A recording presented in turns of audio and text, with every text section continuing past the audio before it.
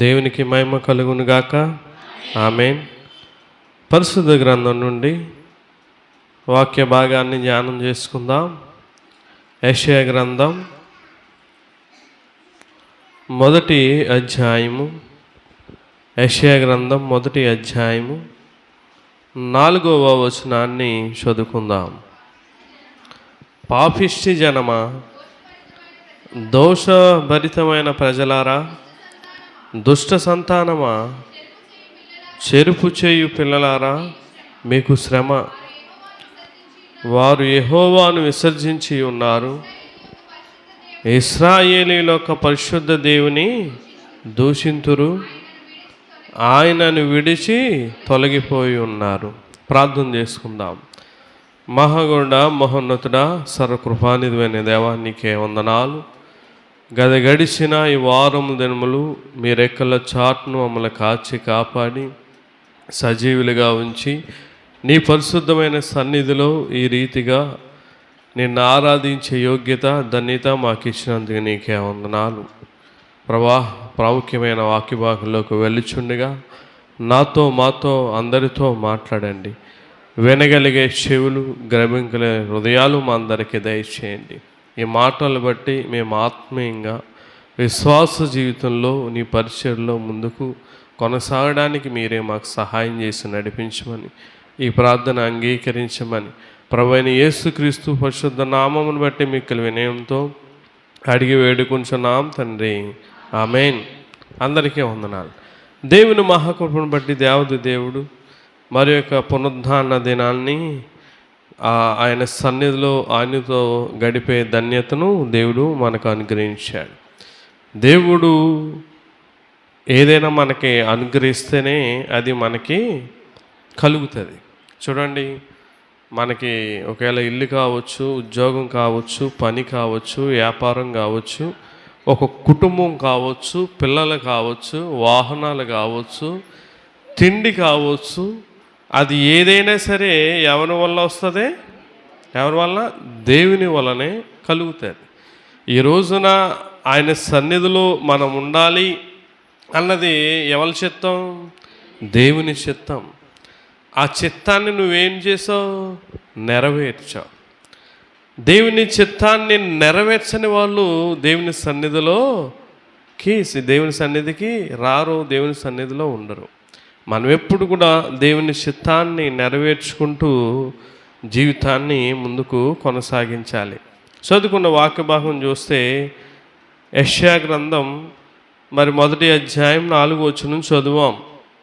ఏమని ఇక్కడ రాయబడి ఉందంటే, పాపిష్టి జనమా, దోషభరితమైన ప్రజలారా, దుష్ట సంతానమా, చెరుపు చేయు పిల్లలారా, మీకు శ్రమ అంటున్నాడు. ప్రజల్ని ఎలా మాట్లాడుతున్నాడండి ఈయన? పాపిష్టి జనమా అంటే, పాపిష్టి అంటే అందరం కూడా ఎవరు అంట? మనం పాపులు అని చెప్తా ఉన్నారు. దోషభరితమైన ప్రజలారా, మనం ఏదేముంది? దోషం ఉంది. దుష్ట సంతానమా, చెరుపు చేయు పిల్లలారా. చెరపడమే కదా ఏంటి మన పని? ఏంటి? ఒకడు బాగోవడం మనకి ఎంత మాత్రం ఇష్టం ఉండదు. ఒక కుటుంబం చక్కగా మంచిగా సమాధానంగా నెమ్మదిగా ఉంటే మనకు నచ్చదు. ఏం చేస్తాం? చెరుపు చేస్తూ ఉంటాం. ఇక వాళ్ళు ఎలా ఉంటారంట? వారు యెహోవాను విసర్జించి ఉన్నారు, ఇశ్రాయేలీయుల యొక్క పరిశుద్ధ దేవుని దూషింతురు, ఆయనను విడిచి తొలగిపోయి ఉన్నారు. చూడండి, దేవుణ్ణి ఏం చేస్తున్నారంటే వీళ్ళు విసర్జిస్తున్నారు. అంటే దేవుణ్ణి విడిచిపెట్టేస్తున్నారు. దేవుణ్ణి ఏం చేస్తున్నారంట? దూషిస్తున్నారంట. మరలా కింద అంటున్నాడు, దేవుని నుండి ఏమవుతున్నారు? వాళ్ళు తొలగిపోతూ ఉన్నారు. ఈ రోజున ఉదయకాలమందు దేని నుండి తొలగిపోవాలి? దేవుడు పరిశుద్ధ గ్రంథంలో వేటి నుండి తొలగిపోమన్నాడు. కానీ ఈ రోజున మనం దేని నుండి తొలగిపోతున్నాం? ఇక్కడ ఇశ్రాయేలుకి కూడా కొన్ని విషయాలు చెప్పాడు, మీరు వాటి నుండి తొలగిపోండి, వీటి నుండి తొలగిపోండి అని. కానీ వీరు ఎవరి నుండి తొలగిపోతున్నారు? దేవుని నుండే తొలగిపోతున్నారు. ఇటువంటి వారు లేరా? దేవుని నుండి తొలగిపోయేవారు, దేవుని సన్నిధి నుండి తొలగిపోయేవారు, దైవ జనుల నుండి తొలగిపోయేవారు ఈ రోజున అనేక మంది ఉంటా ఉన్నారండి. దేవునిలో నువ్వు నిలబడలేక, దేవుని వాక్యానికి నువ్వు తట్టుకోలేక, నీ బతుకును నీ జీవితాన్ని మార్చుకోలేక ఏమవుతున్నావు? తొలగిపోతా ఉన్నావు. ఒక వ్యక్తి మన సన్నిధికి వస్తూ ఉండేవాడు వెంకీపేటలో. ఇది వరకు ఎప్పుడు కనపడిన తమ్ముడు బాగున్నావా అని అనేవాడు, వచ్చేవాడు మన సన్నిధికి. ఈ మధ్యన ఎక్కడన్నా దారిలో కనబడితే పక్కకి వెళ్ళిపోతూ ఉన్నాడు, తొలగిపోతూ ఉన్నాడు. కారణం ఏంటంటే ఎందులో ఉన్నాడు? ఆన్లో ఉంటున్నాడు 24 hours. ఇది వరకు తమ్ముడు బాగున్నావా, నాన్న ఎలాగున్నారు అని అనేవాడు. ఇప్పుడు నాకు ఎదురు పడలేక ఏమవుతున్నారు? దీని అర్థం ఏంటంటే దేవుని వాక్యంలో నిలబడలేక, దేవునితో ఉండలేక, దేవునితో గడపలేక ఏమవుతున్నారండి? తొలగిపోతూ ఉన్నారు. ఇక్కడ దేవుని ఇశ్రాయేలీలు కూడా ఓరు బాబు మాట్లాడితే పాపం తీసుకోమంటాడు, ఈయన చేతులు శుభ్రం చేసుకోమంటాడు, పరిశుద్ధంగా ఉండమంటాడు, మాట్లాడితే ఇలా తినేస్తాడు ఏంట్రా బాబు, ఇది అంతా మనకు వర్కౌట్ అవ్వదు. ఈ నుంచి ఏమైపోవాలి మనం? ఏమైపోవాలి? మీ అయ్యగారి దెబ్బ కూడా చాలామంది ఏమైపోయారు? అయ్య బాబోయ్ ఇలా చెప్పితే ఇలాగుంటే మనకు అసలు వర్కౌట్ కాదు అని చెప్పి ఏమైపోయారు? చాలామంది తొలగిపోయారు. నువ్వు గుర్తుపెట్టుకో, దేవుని నుండి, దేవుని వాక్యాన్ని నుండి, దేవుని సంఘంలో నుంచి మనం ఏమవకూడదు? తొలగిపోకూడదు. నువ్వు దేవుని నుండి తొలగిపోతే ఇంక దేవుడు నీ దగ్గరకు వస్తాడా? దేవుడు నీ నుండి ఏమవుతాడండి? తొలగిపోతాడు. అసలు బైబిల్లో దేవుడు వేటి నుండి తొలగిపోమన్నాడంటే చూడండి, మొదటిగా దుర్నీతి నుండి దేవుడు తొలగిపోమన్నాడు. దుర్నీతి నుండి 2వ తిమోతి పత్రిక 2వ అధ్యాయము 2వ తిమోతి పత్రిక 2వ అధ్యాయము 2వ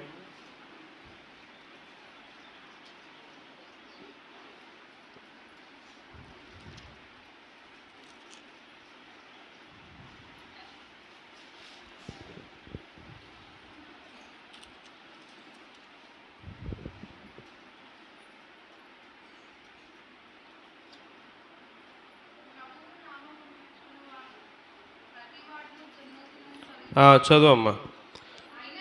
అయినను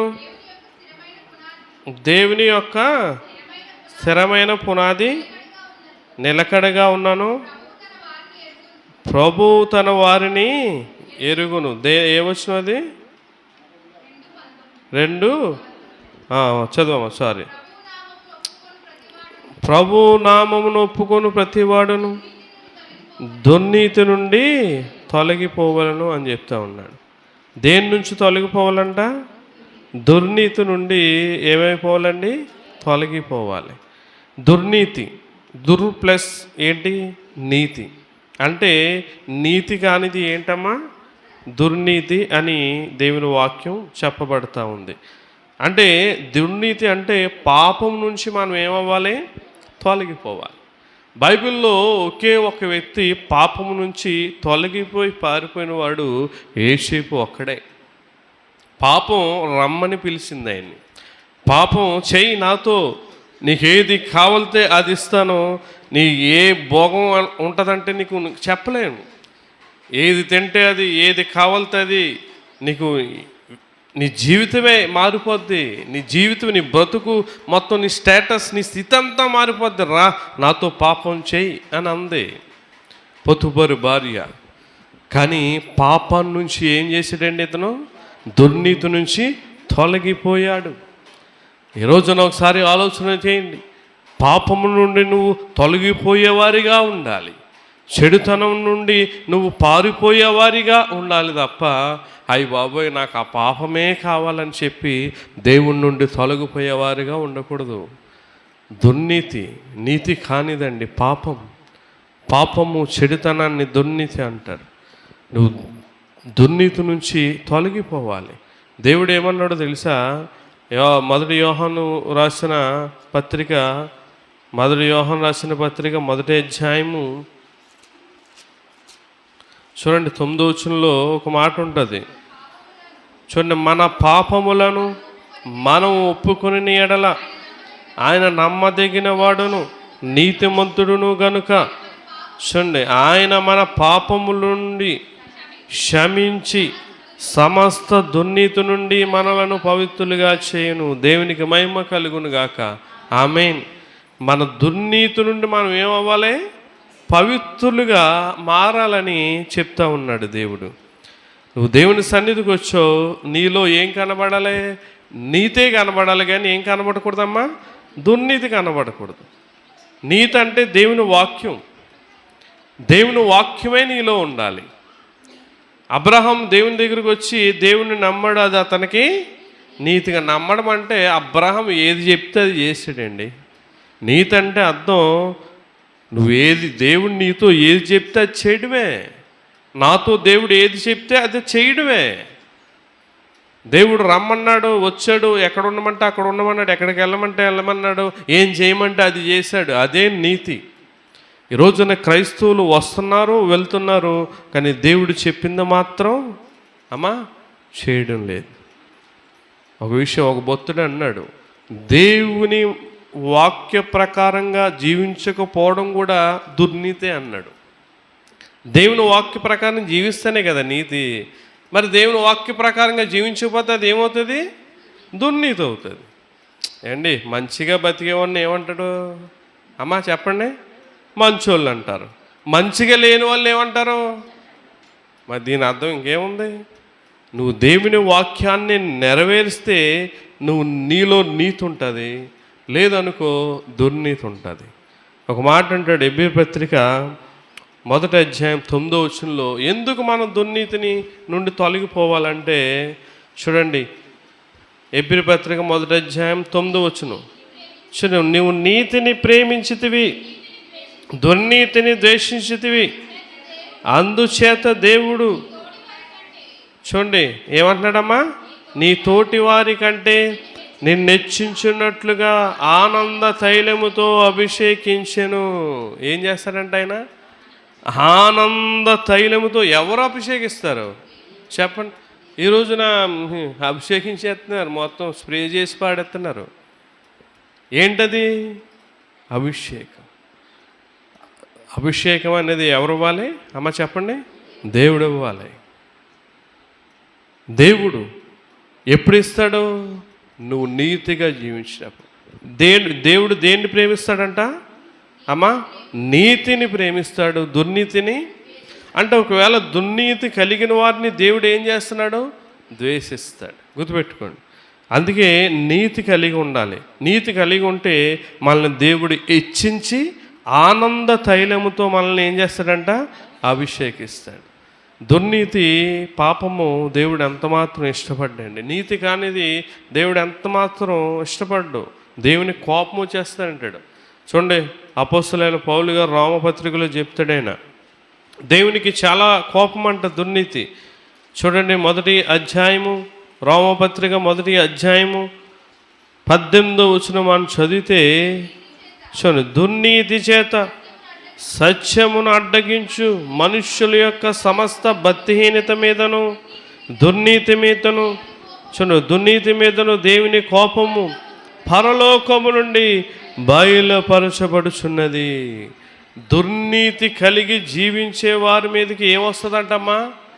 దేవుని కోపం ఎక్కడి నుంచి వస్తుందంట? పరలోకం నుండి వస్తుంది. పరలోకము నుండి మనకి ఆనందం రావాలి, సమాధానం రావాలి, దీవెన రావాలి, ఆశీర్వాదం రావాలి. దేవుని కోపము రాకూడదు. గుర్తుపెట్టుకోండి. దేవుని నుండి తొలగిపోయే స్థితి ఆ మధ్యన అమెరికాలో లాస్ ఏంజల్ చేశారు. దేవుడు ఏం చేశాడు? పరలోకము నుండి ఏమి పంపించాడండి? దేవుని కోపము పంపించేసాడు, అగ్నిని పంపించాడు. గుర్తుపెట్టుకోండి కదా, నువ్వు దుర్నీతి నుండి తొలగిపోకూడదు, తొలగిపోవాలి. నీతి నుండి తొలగిపోకూడదు. చాలామంది నీతి అంటే దేవుని నుండి తొలగిపోయేవారే కనబడుతున్నారు తప్ప దుర్నీతి నుంచి, పాపం నుండి, చెడుతనం నుంచి నేను తొలగిపోవాలన్న ఆలోచన నీకు ఉండట్లే. గుర్తుపెట్టుకొని మనం పనికి కానీ, డ్యూటీకి కానీ, ఉద్యోగానికి కానీ వెళ్తాం. ఏదైనా ప్రమాదం మనకు వస్తుందనుకో ఏం చేస్తాం మనం? అమ్మ చెప్పండి, ఏం చేస్తాం? వెంటనే తప్పించుకుంటాం, తొలగిపోతాం. ఏదన్నా మన మీద పడుతుందనగా, ఏదన్నా మనల్ని ఏదైనా గుద్దేస్తుందనగా ఏం చేస్తాం? అలా ఉంటామా? ఐరన్ మ్యాన్ లాగా. ఏమండి, ఏం చేయదు నన్ను, ఏదైనా వాహనం వచ్చి మనం గుద్దేస్తుంది అనుకో, అదేం చేయదు నాదా, ఏం బాడీ, ఐరన్ బాడీ అని నుంచుంటామా? వెంటనే ఏం చేస్తాం? పక్కకి తొలగిపోతాం. అలాగే పాపము కానీ, చెడుతనం కానీ, ఈ లోకంలో ఉన్న శరీర కార్యములు కానీ నీ మీదకి వచ్చినప్పుడు నువ్వేం చేయాలి? తొలగిపోవాలి. దుర్నీతిని కలిగి ఉండే వారి మీదకి దేవుని ఉగ్రత వస్తుంది.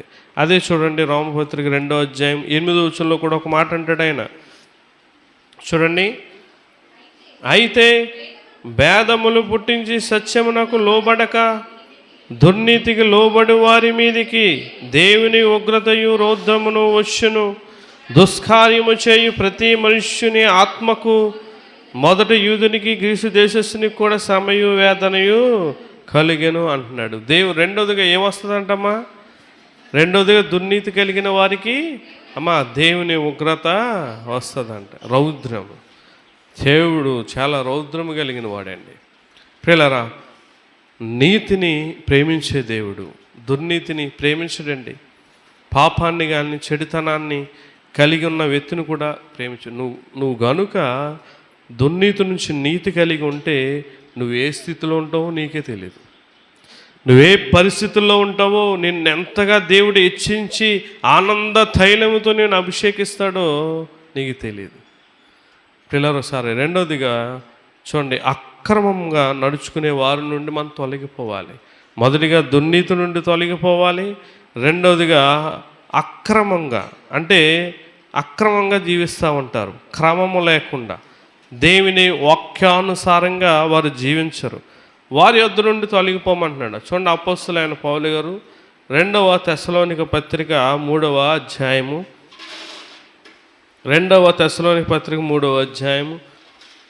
6వ వచనం చదువుదాం. సహోదరులారా, మా వలన పొందిన బోధన ప్రకారము కాక అక్రముగా నడుచుకొను ప్రతి సహోదరి యొద్ద నుండి తొలగిపోవాలని మన ప్రభువైన యేసుక్రీస్తు పేరట మీకు ఆజ్ఞాపించుచున్నాను. దేవునికి మహిమ కలుగును గాక. ఆమేన్. రెండవదిగా ఎక్కడి నుండి తొలగిపోవాలమ్మా? అక్రమముగా, క్రమము లేకుండా జీవిస్తారు. అక్రమముగా బతికేవారు, అది నీ బంధువులైనా, స్నేహితులైనా, శ్రేయోభిలాషులైనా, ఎవరైనా సరే వారి నుండి నువ్వేమవ్వాలి చెప్పండి? తొలగిపోవాలి. ఈరోజు అక్రమాలు చేసే వాళ్ళతోనే నీ స్నేహం. వారు బతుకు చూస్తే క్రమం ఉండదు, ఒక పద్ధతి ఉండదు, వారి ప్రార్థనా జీవితం ఉండదు, వాక్యానుసారమైన జీవితం ఉండదు. వారు నోరిప్పితే ఎటువంటి మాటలు మాట్లాడతారో నీకు తెలుసు, కానీ నీకు అటువంటి వారే కావాలి. దేవుని వాక్యం ఏం చెబుతుంది? తెస్సలోనిక సంఘంతో పౌలు గారు చెప్తా ఉన్నాడు, ఏంటయ్యా ఇంత నేను వాక్యాన్ని బోధిస్తూ ఉన్నాను, ఇంతగా మిమ్మల్ని గద్దిస్తూ ఉన్నాను, మీరు ఇంకా అక్రమం చేసేవారితోనే, వాళ్ళతోనే, పాపం చేసేవారితోనే, చెడుతనం చేసేవారితోనే, అన్యాయం చేసేవారితోనే నువ్వు జీవిస్తూ ఉంటున్నారేంటి అని చెప్పి ఏమంటున్నాడు? సహోదరులారా, మా వలన పొందిన బోధన ప్రకారముగా కాక అక్రమముగా నడుచుకొను ప్రతి సహోదరుడి నుండి ఏం చేయాలమ్మా?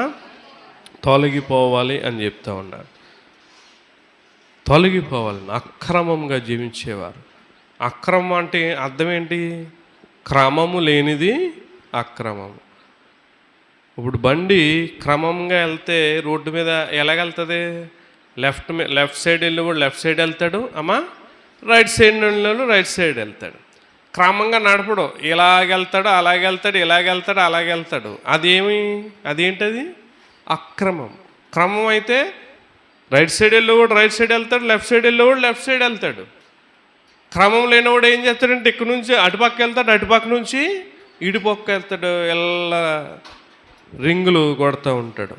చివరి రింగులు కొట్టి ఆడే రింగ్ అయిపోతాడు చివరి. పిల్లలు ఒకసారి వాళ్ళ క్రమం అండి. చూస్తూ ఉంటాం, వెళ్తూ ఉంటే ఎంత దారుణంగా డ్రైవ్ చేస్తూ ఉంటారంటే ఒక రూల్స్ రెగ్యులేషన్స్ ఏమీ ఉండవు. హైవేలో జంక్షన్ దగ్గర వైట్ పెయింట్ వేసి ఉంటాయి, తెలుసా మీకు? అమ్మా చూసారా? మేము ఎప్పుడు హైవే మీద వెళ్ళలేదంటే చూస్తారేటి. జంక్షన్ దగ్గర వైట్ వేస్తాడు. దాని అర్థం ఏంటో తెలుసా? ఎవరు బాబు జంక్షన్ వస్తుంది, నువ్వు స్లో అని అంటాం. అదేం లేదు, జమ్ జమ్ జమ్ అని వెళ్ళిపోవటమే. జంక్షన్ దగ్గర ఎందుకు యాక్సిడెంట్ అవుతున్నాయి? అవి ఎందుకు వేసారో వీళ్ళకి తెలియదు. పనిగడి ఏదో సరదాగా వేసాడు అని అనుకుంటున్నారు. ఏదో డిజైన్ కోసం, ఇది దేనికోసం వేసారు. కాదు కాదు, దాని అర్థం ఏంటంటే జంక్షన్ వస్తుంది, నువ్వేమవు స్లో అవ్వు, యాక్సిడెంట్ ప్రమాదం జరగకుండా ఉంటుందని. ఎక్కడవుతున్నాయి యాక్సిడెంట్లు? జంక్షన్ దగ్గరే అవుతాయి. ప్లెయిన్గా ఉన్న దగ్గర ఎక్కడ కూడా ఏమవు యాక్సిడెంట్లు అవ్వవు. ఈ రోజున కూడా మన వాక్యం అర్థం అవ్వకపోతే అదే రీతిగా జీవిస్తూ ఉంటామండి. అర్థం చేసుకోవాలి దేవుని వాక్యాన్ని. చూడండి, అదే అధ్యాయం 3వ అధ్యాయం 11వ వచనం మనం చదివితే ఏమన్నాడు? మీలో కొందరు ఏ పనియో చేయక పరుల జోలికి పోవచ్చు, అక్రమముగా నడుచుకొనుచున్నారని వినుచున్నాను. ఇలా ఏం చేస్తారన్నారంట? మీలో కొందరు ఏ పని చేయరు, పాటకెళ్ళరు, ఏం చేయరు. వీళ్ళ పనంతా కూడా ఏంటి? పరుల జోలికి వెళ్ళడమే. మొన్న వాళ్ళ ఇంట్లో కేకలు పడింది ఏంటి? మొన్న వాళ్ళు దెబ్బలాడుకున్నారా భార్య భర్తలో? ఏమన్నా కేకలు వేసుకున్నారా? ఏమన్నా అయిందా? వాళ్ళ ఇంట్లో ఏదన్నా గొడవ జరిగిందా? తిట్టుకున్నారా? కొట్టుకున్నారా? పరుల జోలికి ఏం చేస్తూ ఉన్నారండి? అక్రమంగా జీవించే వారి జీవితం ఇలాగే ఉంటుంది. వాళ్ళకేం జరిగింది, వీళ్ళకేం జరిగింది, వాళ్ళు తెలుసుకున్నది 10 మందికి చెప్పాలి. ఏమొస్తుందండి? ఏమొస్తుంది? ఏమీ రాదు. చివరికి అదే ఉంటుంది. దేవుడు 6 దినములు నువ్వు కష్టపడి నీ పని అంతయు చేసుకోవాలి, 7వ దినము ఏమన్నాడమ్మా? విశ్రాంతి దినం. నీ పని చేసుకోవాలి, నీ కుటుంబాన్ని చక్కబెట్టుకోవాలి. ఇది కదా దేవుడు చెప్పింది. పరుల జోలికి, పక్కింటోళ్ళ జోలికి, వాళ్ళ జోలికి, వీళ్ళ జోలికి వెళ్ళడం ఎందుకు? పరుల జోలికి వెళ్ళి ఏం చేస్తున్నారంటే వీళ్ళు అమ్మా అక్రమముగా నడుచుకొనుచున్నారంట. అక్రమము. మత్తయి సువార్త 24వ అధ్యాయంలో ఈ అక్రమము ఈ లోకంలో ఎక్కువైపోవడం వల్ల ఏమంటున్నాడు చూడండి. మత్తయి సువార్త 24:12 చదువుదాం. చూడండి, అక్రమము విస్తరించుట చేత అనేకుల ప్రేమ చల్లారును. లోకంలో అక్రమం అనేది, అన్యాయం అనేది ఎక్కువైపోవడం వల్ల ఏం తగ్గిపోయిందంట? మంది ఎక్కువైతే ఏమైపోద్దంట? మజ్జిగ ఏమవుతుందమ్మా? పలసన అయిపోద్దంట. జనం ఎక్కువైతే భోజనాలు ఏం పలసన అయిపోద్ది? సాంబార పలసన అయిపోద్ది. ఈ రోజున సమాజంలో కూడా అక్రమం అనేది, అన్యాయం అనేది ఎక్కువైపోవడం వల్ల మనుషుల్లో ఏం లేదు? ప్రేమ లేదండి. మొదట ప్రేమ ఎంత ఉండేదండి? దేవుని సన్నిధికి నువ్వు వచ్చే మొదట్లో దేవుణ్ణి కానీ, సేవకుల్ని కానీ, తోటి విశ్వాసుల్ని కానీ ఆ ప్రేమించే విధానం ఎలా ఉండేది? ఏది ప్రేమ? ఏదమ్మా? ఎక్కడుంది నీ ప్రేమ? చల్లారిపోయిందండి. అక్రమం అనేది ఎక్కువైపోవడం వల్ల మనుషుల్లో ప్రేమ అనేది లేదు. ఎవరికన్నా ఏదైనా బాధ ఉంటే, కష్టం ఉంటే, వారి కుటుంబంలో ఏదైనా శోధన, బాధ ఉంటే నీకు అసలు పట్టింపే లేదు. ఎవడ పోతున్నా, నా కుటుంబం నేను బాగున్నాను, నేను దేవుని సన్నిధికి వెళ్ళి వస్తాను అంతే, నాకు అనవసరం అనుకునే స్వభావాల్లోకి ఈరోజు తోడబుట్టిన వాళ్ళు పరిస్థితులు బాగోపోతే రూపాయి సాయం చేయలేకపోతున్నావు. నువ్వు క్రైస్తవురాలువా, క్రైస్తవుడువా? సిగ్గులేదు నీకు? దేవుడు అలా అనుకుంటే ఆ పరలోకం నుండి పనికిమాలైన మన కోసం ఎందుకు వస్తాడండి? ఎదుటి వారికి అన్యాయం చేయడం, అక్రమం చేయడం దేవుడు ఊరుకుంటాడు అనుకుంటున్నావా? అసలు సహించడండి. ఏమన్నాడు తెలుసా ఆయన? లోకసువార్త 13వ అధ్యాయము 27వ వచనంలో నా యొద్ద నుండి పొమ్మంటున్నాడు ఆయన. చూడండి, 13, 27వ వచనం మనం చదివితే ఏమన్నాడో తెలుసా? చూడండి, అప్పుడు ఆయన, మీరెక్కడి వారో మిమ్మల్ని ఎరుగను, మీతో చెప్పుచున్నాను. చూడండి, అక్రమము చేయువారలారా, చూడండి, అక్రమము చేయు మీరందరూ నా యొద్ద నుండి తొలగిపోండని. ఎవరిని తొలగిపోమంటున్నాడు ఆయన? అక్రమంగా ఎవరైతే జీవిస్తున్నారో వారిని దేవుడు ఏమంటున్నాడు? నా యొద్ద నుండి తొలగిపోండి అంటున్నాడు. గుర్తుపెట్టుకో, నీవు కనుక అక్రమంగా జీవిస్తుంటే నువ్వు దేవుని సన్నిధిలో ఉన్నావటే లేకపోయినావటే. దేవుడు ఏమంటాడు నీతో? నా యొద్ద నుండి నువ్వు తొలగిపో. నువ్వు క్రమంగా జీవిస్తే రా దేవుని సన్నిధికి, క్రమంగా ఉంటే రా. నువ్వు అక్రమంగా జీవించి నా సన్నిధిని, పరిశుద్ధమైన సన్నిధి ఎందుకు నువ్వు అట్లాగా అపవిత్రపరుస్తూ ఉన్నావు? ప్రియులారా, సరి ఆలోచన చేయండి. క్రమముగా జీవించే వారితోనే మనం ఉండాలి. అందుకే ఏమంటాడో తెలుసా? విశ్వాసుతోనే మనం ఏం చేయాలి? సహవాసం చేయాలి. విశ్వాసికి అమ్మ పాలు ఎక్కడ? వాళ్ళు అక్రమంగా అన్యాయంగా జీవిస్తున్నారు అని నీకు తెలిసినా కూడా నువ్వు వారితో ఎలా మాట్లాడుతున్నావు? అమ్మ ఎలా ఉంటున్నావు? దేవుని వాక్యం ఏం చెప్పబడుతుంది? నువ్వు వింటున్నావా లేదా విన్నట్టు నటిస్తున్నావా? యాక్టింగ్ చేస్తున్నావా? దేవుని దగ్గర నీ యాక్టింగ్లు బంద్ చేస్తాయి. అసలు యాక్టింగ్లు బంద్ చేస్తాయి నీ దగ్గర, దేవుని దగ్గర, మనుషుల దగ్గర బంద్ చేస్తాయి, నీ భర్త దగ్గర బంద్ చేస్తాయి, వారి దగ్గర బంద్ చేస్తాయి, బిడ్డల తల్లిదండ్రుల దగ్గర బంద్ చేస్తాయి. దేవుని దగ్గర ఏ యాక్టింగ్లు బంద్ చేయు. వరల్డ్లోనే best actors America Los Angeles, ఏమండి అవునా? స్పైడర్ మ్యాన్ అని, అయ్యని, ఐరన్ మ్యాన్ అని మూవీస్ తీసి వరల్డ్ ఫేమస్ యాక్టర్స్ అండి. వాళ్ళు ఈ రోజున ఎక్కడున్నారు? ఏ చెట్లో ఉన్నారు? ఏ చెట్టు దగ్గర ఉన్నారు? ఏ పుట్ట దగ్గర ఉన్నారు? ఎక్కడున్నారు? వాళ్ళ ఒక్క సినిమాకి వాళ్ళు తీసుకునే రెమ్యునరేషన్ ఎంతో తెలుసా? డబ్బులు అమ్మా ప్రియుల 500, 600, 700, 1000 కోట్లు తీసుకుంటారు. ఎంతమ్మా? 500 నుంచి 1000, 1500 కోట్లు తీసుకుంటారు వాళ్ళు. మరి వాళ్ళ సినిమాలు ఎంతకు వచ్చి పెట్టి తీస్తారనుకున్నారు? ఆ యాక్టర్స్కే చాలా కోట్లు ఇస్తారు. ఏమైపోయారు వాళ్ళు?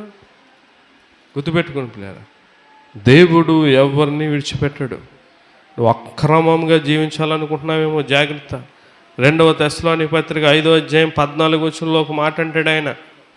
చూడండి, 1 తెస్సలోనిక పత్రిక 5వ అధ్యాయం 14వ వచనం చదువుదాం. సహోదరులారా, మేము మీకు బోధించినది ఏమనగా అక్రమముగా నడుచుకుని వారికి బుద్ధి చెప్పుడి. చూడండి, ధైర్యము చెడిన వారిని ధైర్యపరచుడి, బలహీనులకు ఓతనీయుడి, అందరి ఎడల దీర్ఘశాంతము గలవారై యుండుడి. చూడండి, అక్రమంగా నడుచుకునే వారికి ఏం చెప్పాలి? మనం బుద్ధి చెప్పాలి. అన్యాయంగా నడుచుకునే వారికి ఏం చెప్పాలి? బుద్ధి చెప్పాలి. అంతే తప్ప నువ్వు వారితో ఏమవ్వకూడదు? కలిసిపోకూడదు. గుర్తుపెట్టుకో, అక్రమంగా నడుచుకునే వారి నుండి ఏమవ్వాలి? మనం తొలగిపోవాలి. చివరిగా పిల్ల, నువ్వు విన్న బోధ, నువ్వు నేర్చుకున్న బోధకు ఎవరన్నా భేదములు కలగజేస్తే వారి నుండి తొలగిపోవాలి. గుర్తుపెట్టుకు, నువ్వు వింటావు ఒక దేవుని వాక్యాన్ని, దానికి ఎవరొకరు సనుక్కుంటారో లేకపోతే లేనిపోని భేదములు ఏమైనా పుల్లలు పెడతా ఉంటారు. నువ్వు వాళ్ళ నుండి తొలగిపోవాలి, వారితో ఏకీభవించకూడదు. చూడండి, రోమపత్రిక 16వ అధ్యాయం 17వ వచనం చదువుదాం. ఈ రోజున ఎక్కువ ఈ సోషల్ మీడియాలో కూడా ఎక్కువైపోతుంది. ఏదైనా చెప్తా ఉంటే చిన్నదాన్ని పట్టుకొని ట్రోల్ చేసేసి దాన్ని పెద్ద పాపులారిటీ చేసేస్తూ ఉన్నారు. గుర్తుపెట్టుకో, దేవుని వాక్యం నువ్వు నేర్చుకున్నప్పుడు దాన్ని ఏదన్నా వ్యతిరేకంగా కానీ భేదాలు ఆటంకాలు కలగజేస్తే వారి నుండి తొలగిపోవాలి. నువ్వు వారితో ఏకీపిస్తే నువ్వు కూడా వాళ్ళకిలాగా అయిపోతావు. ఏమంటున్నాడు ఆయన? సహోదరులారా, మీరు నేర్చుకున్న బోధకు చూడండి వ్యతిరేకముగా భేదములు ఆటంకములను కలుగు చేయువారిని కనిపెట్టి ఉండుడని మిమ్మును బతుమాలు కొనుచున్నాను.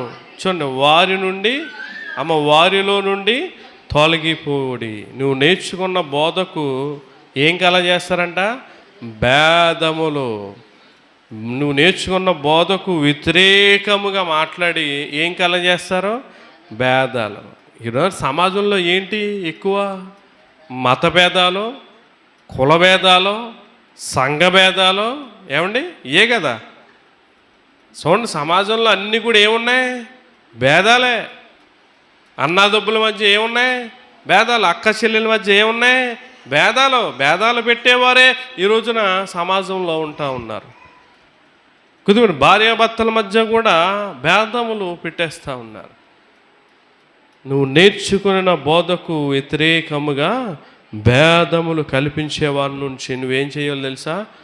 నువ్వు వారితో ఏకీవించావు అనుకో, ఆడికి మనశ్శాంతి ఉండదు, వాళ్ళతో ఉన్న నీకు కూడా నెమ్మది ఉన్న మనశ్శాంతి ఉండదు. గుర్తుపెట్టుకోండి, ఈరోజున ఎక్కువ భేదాలండి. సేవకునికి విశ్వాసులకి భేదాలు పెట్టేస్తూ ఉన్నారు. లేనిపోని నీ సేవకుడు నీ గురించి ఎలాగన్నాడని చెప్పి భేదాలు పెట్టేస్తున్నాను. ఏమొస్తుంది నీకు? పాపాన్ని మూటగొట్టుకుంటావు. పాపాన్ని మూటగొట్టుకోవడమే అది. సంఘంలో విశ్వాసికి భేదాలు పెట్టేస్తారు, సేవకునికి విశ్వాసులు భేదాలు పెట్టేస్తారు, తల్లిదండ్రుల బిడ్డలకి భేదాలు పెట్టేస్తారు, అన్న చెల్లెలకి, అక్క చెల్లెలకి, అన్నదమ్ములకి, అందరికీ భేదాలు పెట్టుకుంటా పోతా ఉన్నారు. గుర్తుపెట్టుకోండి పిల్లలు, అటువంటి వాళ్ళని నీకు తెలిస్తే వాళ్ళ నుండి మనం ఏమవ్వాలి? తొలగిపోవాలి తప్ప వారితో మనం ఏకీభవించకూడదు. అసలు భేదాలు ఎవరు పెడతారో తెలుసా? చూడండి, యోధా పత్రిక చూడండి, 1వ అధ్యాయం ఉంటుంది, 19వ వచనం చదువుదాం. చూడండి, అట్టివారు ప్రకృతి సంబంధులను ఆత్మ లేని వారినై ఉండి భేదములు కలుగు చేయుచున్నారు అంటున్నాడు. ఆత్మ లేని వారు ఏం చేస్తారంట? భేదాలు. ఏ ఆత్మ? దేవుని ఆత్మ లేనివారు, దేవుని వాక్యము లేనివారు, దేవుని సత్యము ఎవరిలో అయితే ఉండదో, దేవుని ఆత్మ, పరిశుద్ధాత్మ ఎవరైతే కలిగి ఉండరో వాళ్ళు ఏం చేస్తారో? భేదాలు పెట్టేస్తూ ఉన్నారు. ఈ రోజున ఎందుకండి సమాజంలో ఈ భేదాలు? కుల భేదాలు ఎక్కువైపోయి, మత భేదాలు ఎక్కువైపోయి, రాజకీయ భేదాలు ఎక్కువైపోయి, రకరకాల భేదాలు, సంఘ భేదాలు ఎక్కువైపోయి, సేవకుల మధ్య భేదాలు ఎక్కువైపోయి, ఒక సంఘం ప్రార్థనకు రారు, ఒక కులం వాళ్ళు ఒక కులం దగ్గర రారు. ఈ రోజున ఒకసారి ఆలోచన చేయండి, ఇటువంటి భేదాలు పెట్టేవాళ్ళు ఎక్కువైపోతున్నారు తప్ప ఆ భేదాలు తగ్గించేవారు ఎవరు కనబడట్లేదు. ఎవరు పెడతారంటే దేవుని ఆత్మ ఎవరిలో ఉండదో వాళ్ళు ఏం చేస్తారండి? భేదములు కలగజేస్తారు. గుర్తుపెట్టుకో, నువ్వు భేదములు కలగజేస్తున్నావా? భేదములు పెడుతున్నావా? జాగ్రత్త. దేవుడు నువ్వు బాగానే ఉన్నావని అనుకుంటున్నావేమో, దేవుడు నీకు సమయం ఇచ్చాడు మారుతామని. చూడండి, కొసలోనికి పత్రిక 1వ అధ్యాయము, 23వ వచనం చదివితే ఏమంటున్నాడో తెలుసు ఆయన?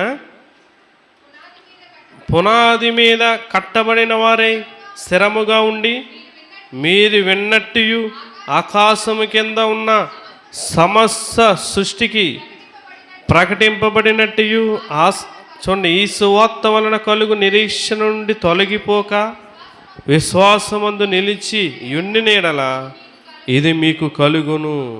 ఏమంటున్నాడు ప్రియులారా? ఈ సువార్త వలన కలుగు నిరీక్షణ నుండి తొలగిపో. నువ్వు విన్న వాక్యం నుండి నువ్వేమవ్వకూడదు. ఆ వాక్యం అనగా ఏంటమ్మా చెప్పండి అమ్మా? వాక్యం అంటే ఏంటి చెప్పండి? దేవుడు. అంటే నువ్వు నేర్చుకున్న బోధ నుండి, వాక్యం నుండి తొలగిపోతున్నావు అంటే ఎవరి నుండి తొలగిపోతున్నాం మనం? దేవుడి నుండి. అంటే ఈ మనుషులు ఎలాగున్నారంటే నిన్ను దేవుడి నుండే ఎక్కడ తీసుకుపోతున్నారు? తొలగిపోయే పరిస్థితి నీకు తీసుకొస్తా ఉన్నారు. ఎంతమంది ఈ రోజున తల్లిదండ్రులు విడిచిపెట్టి దూరంగా వెళ్ళిపోతున్నారు బిడ్డలు? అంటే ఏం కలగ చేస్తున్నారు వారికి? భేదములు. ఎంతమంది సంఘంలో నుంచి వెళ్ళిపోతూ ఉన్నారు? భేదములు. గుర్తుపెట్టుకోండి పిల్ల, ఇటువంటి భేదం కలిగించే వారి నుంచి మనం దూరం అయిపోవాలి. యాకోబు పత్రిక 5వ అధ్యాయం 19వ వచనంలో మనం చూస్తే, చివరిగా యాకోబు పత్రిక 5వ అధ్యాయం 19వ వచనం మనం చదువుదాం.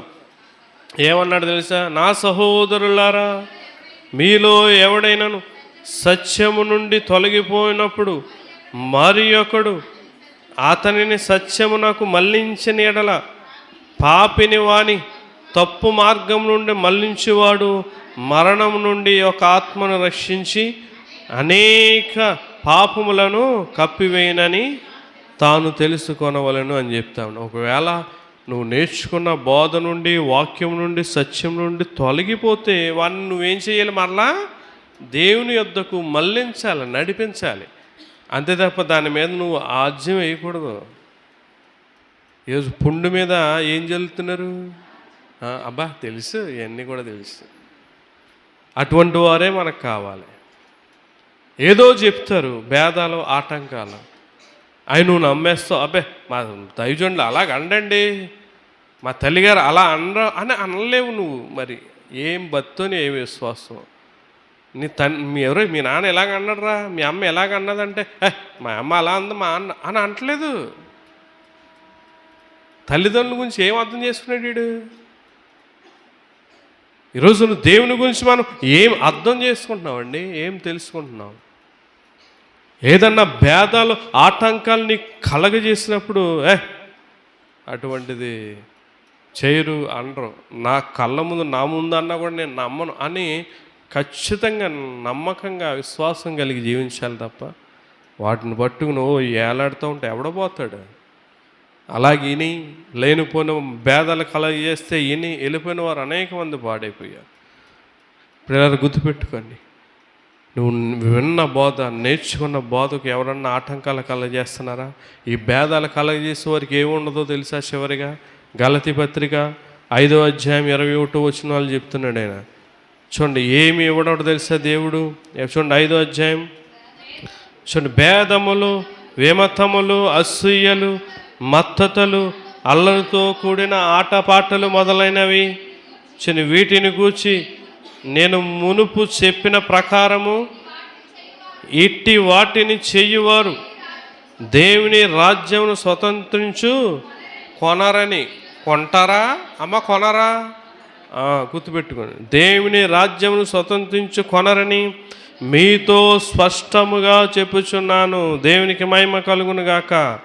గుర్తుకోండి, భేదములు కలిగించే వారికి ఎక్కడ స్థానం ఉండదో? పరలోక రాజ్యం స్థానం ఉండదు. దేవుడు అటువంటి వారికి దేవుడు పరలోక రాజ్యంలో స్థలమును చూపించడానికి ఇక్కడ బైబిల్ లేఖనాల ద్వారా స్పష్టంగా తెలియజేస్తూ ఉన్నాడు. ఎక్కడైనా నువ్వు భేదాలు, ఆటంకాలు, ఈ సనుగులు ఏమన్నా ఉంటే మానేసుకో. నువ్వు బాగుపడుతావు, నీ కుటుంబం బాగుపడుతుంది. నేను లేదు ఇలాగ ఉంటాను, నాకు ఇదే నచ్చింది అనుకుని నీ ఇష్టం, నీతో పాటు నీ కుటుంబం కూడా పాడైపోద్ది. ఇక్కడ భేదములు కలిగించేసే వరకు స్పష్టం చివరి ఏమంటున్నాడు అమ్మాయినా? చివరి ఏమన్నాడు? మీతో స్పష్టముగా దేవుని రాజ్యం స్వతంత్రించుకొనరని మీతో స్పష్టముగా ఖచ్చితంగా చెప్తున్నాడంట. ఈ భేదాలు, విమతములు, అసూయు, మత్తతలు, అల్లరితో కూడిన ఆటపాటలు. చాలామంది టీవీలకి, ఆటలకి, ఏదన్నా డ్యాన్స్ బేబీస్ డ్యాన్స్ ఉంటాయి, లేకపోతే ఆటలకి వీటికి ఎడిట్ అయిపోయి చూస్తూ ఉన్నారు. ఎక్కడన్నా ఏదన్నా జరుగుతూ ఉంటే ఆ పాటలు వినడానికి, ఆ డ్యాన్సులు చూడడానికి, ఆ జాతరలకి, ఆ తీర్థాలకి వెళ్తూ ఉన్నారు అల్లరితో కూడిన. గుర్తుపెట్టుకో, దేవుని రాజ్యం కావాలంటే నువ్వు వేటి నుండి తొలగిపోవాలి? ఎక్కడ ఉండాలి?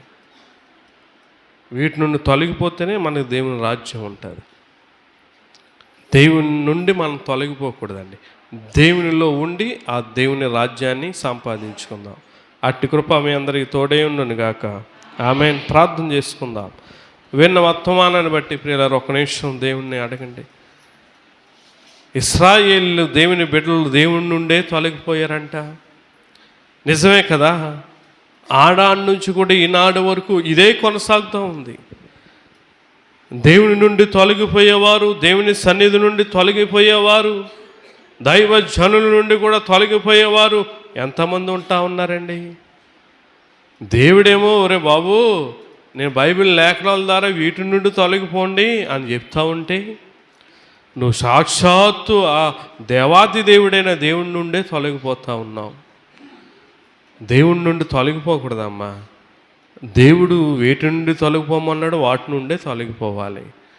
దుర్నీతి నుండి నువ్వు తొలగిపోవాలి. నువ్వు దుర్నీతి కలిగి ఉండడం వల్ల దేవుడు నువ్వు హెచ్చించడం లేదు. నిన్ను ఆనంద తైలంతో నిన్ను దేవుడు అభిషేకించడం లేదు. దుర్నీతి నుండి మనం తొలగిపోయి నీతిగా జీవించాలి. అక్రమంగా నడుచుకునేవారు, అక్రమంగా జీవించేవారు, అన్యాయంగా జీవించే వారి నుండి మనం తొలగిపోవాలి. ఆ రీతిగా జీవిస్తే వారికి బుద్ధి చెప్పాలి. లేకపోతే నువ్వు పక్కకు ఉండాలి తప్ప వాళ్ళతో నీ స్నేహం ఏంటి, సహవాసం ఏంటి? అక్రమంగా జీవించే వారి మీదకి దేవుని కోపము, ఉగ్రత వస్తుంది అన్నాడు. చివరిగా మనం చూస్తే నువ్వు నేర్చుకున్న విన్న బోధకు భేదాలు కలగజేస్తారు, వ్యతిరేకంగా మాట్లాడతారు, వ్యతిరేకమైన భేదాలు ఆటంకాలు కలగజేస్తారు. గుర్తుపెట్టుకుని అటువంటి వారు ఉంటే లేదు, లేఖనాల ద్వారా కదా ఆయన తీసి చెప్పాడు, దేవుడు మాట్లాడాడు, అందులో ఏముంది అని నువ్వు వాక్యాన్ని అర్థం చేసుకుని ముందుకు వెళ్ళాలి తప్ప నువ్వు ఇష్టానుసారంగా నువ్వు వ్యతిరేకమైపోయి భేదాలు కలగజేస్తున్నావేమో గుర్తుపెట్టుకో. దేవుని రాజ్యములో నీకు చోటు ఉండదు, గుర్తుపెట్టుకో. దేవుని రాజ్యములో నీకు స్థలము అయినా నిన్ను తీసుకువెళ్ళడు. నా ఇష్టం వచ్చినట్టు ఉంటాను, నాకు నచ్చినట్టుగా ఉంటానంటే దేవుని సన్నిధికి ఎందుకు రావడం నువ్వు? ఇక్కడ ఎవరైనా సరే ఇక్కడికి వచ్చిన మనం ఆయన చిత్తానుసారంగా, ఆయనకి ఇష్టానుసారంగా జీవించాలి తప్ప మనకు నచ్చినట్టుగా జీవించడానికి కాదు ఇది ఈ జీవితం.